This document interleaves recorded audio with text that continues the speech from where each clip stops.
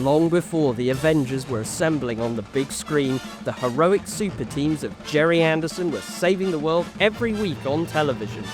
From defending the Earth against evil aliens to rescuing those in need, we're counting down our top 5 organizations from the Andersonverse. Let's get started. Number 5. The Wasps Stingray. Based at Marineville, a self-contained town situated near the Pacific coast of North America, the World Aquanaut Security Patrol is responsible for protecting the Earth's oceans.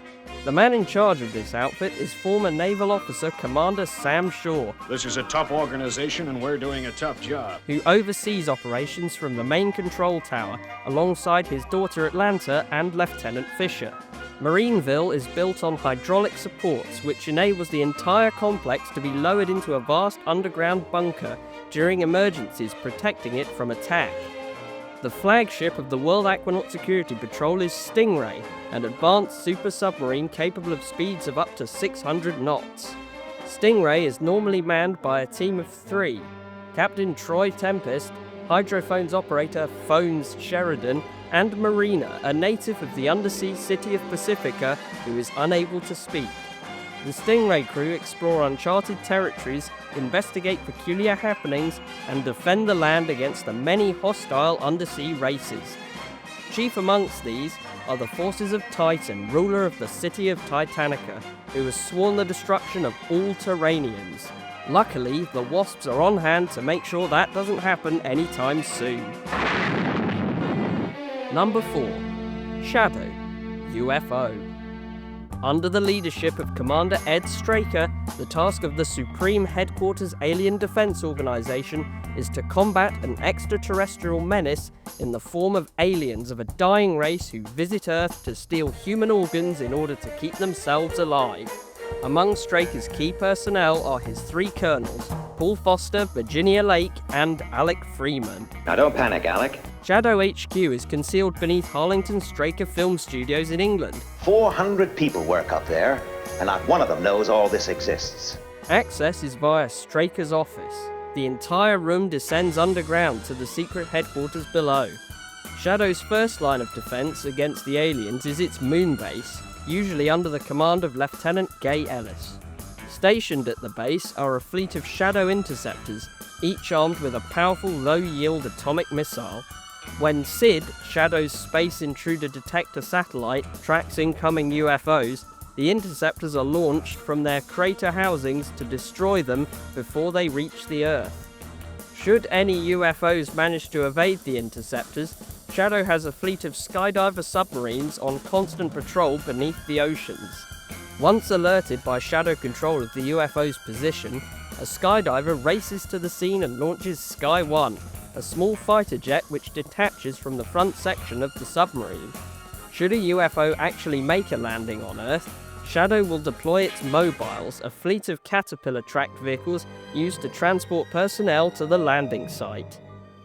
Number 3. Moonbase Alpha, Space 1999.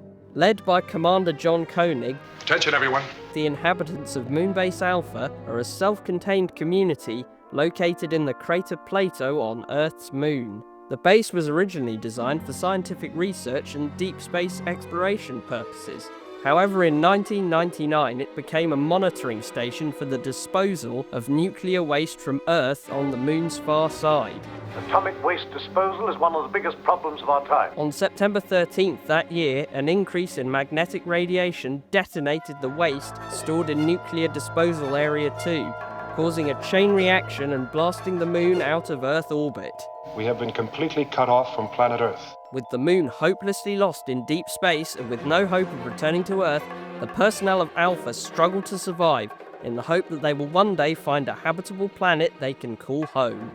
Aside from Commander Koenig, other key personnel of Moonbase Alpha include Chief Medical Officer Dr. Helena Russell, Professor Victor Bergman, Deputy Controller Paul Morrow, Data Analyst Sandra Benish, Computer Expert David Carno, and Captain Alan Carter, Chief Pilot of Alpha's flagship vehicle, the Eagle Transporter.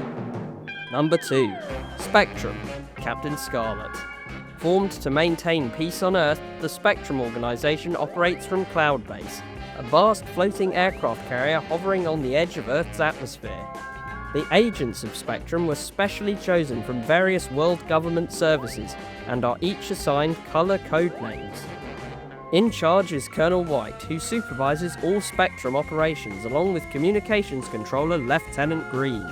However, after a disastrous mission to Mars in 2068, the organization's role changed dramatically. A Zero-X space exploration team, led by Spectrum's Captain Black, was sent out to locate the source of alien radio signals. The team discovered the signals were coming from the complex of an alien civilization known as the Mysterons.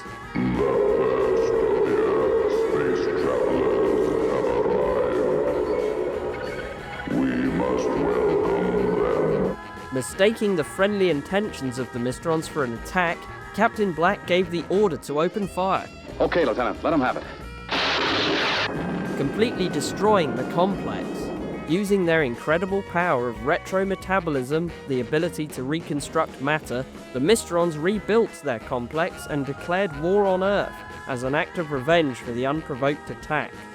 As a result, Spectrum's function is now entirely focused on defending the Earth from the Mysterons' latest threat. Leading the fight is one man fate has made indestructible, his name, Captain Scarlet. Killed during Spectrum's first encounter with the Mysterons, Scarlet was reconstructed and became a Mysteron agent, kidnapping the world president.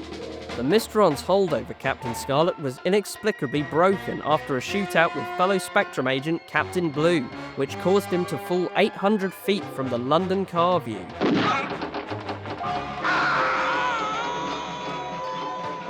Miraculously, Scarlet recovered from his fatal injuries, and whilst he retained the original man's memories, personality, and loyalties, he also retained the power of retrometabolism, making him indestructible and Spectrum's greatest weapon in the fight against the Mysterons.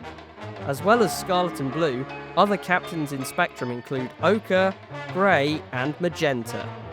Spectrum also has a fleet of both ground vehicles and aircraft, including the Spectrum Pursuit Vehicle, Spectrum Saloon Car, Spectrum Passenger Jet, Spectrum Helicopter, and the Angel Interceptors. These were often the first craft to be launched in an emergency, and were piloted by a group of 5 female fighter pilots: Destiny, Symphony, Rhapsody, Melody, and Harmony. Number 1. International Rescue. Thunderbirds. Founded by billionaire ex-astronaut Jeff Tracy, International Rescue is a global response organization with an array of high-tech vehicles and sophisticated equipment to provide a means of saving people from catastrophic situations where conventional rescue methods are out of the question. Operating from their secret base on Tracy Island in the southern Pacific Ocean, International Rescue maintains a fleet of 5 primary rescue vehicles known as the Thunderbirds, designed by scientific genius brains and manned by Jeff's 5 sons. Thunderbird 1 is the first responder craft of the fleet and is piloted by Scott. Heavy-duty transporter Thunderbird 2 is flown by Virgil and carries all the rescue gear to the danger zone in one of 6 pods, including vehicles such as the Mole, Firefly, and elevator cars. Thunderbird 3, the rocket used for all space rescues, is piloted by Alan. Transported to and from the danger zone aboard Thunderbird 2's Pod 4 is Thunderbird 4, the submarine used for underwater operations, controlled by Gordon. Positioned in geostationary orbit above the Earth is Thunderbird 5, International Rescue satellite designed to pick up distress calls from any part of the world and is usually manned by John.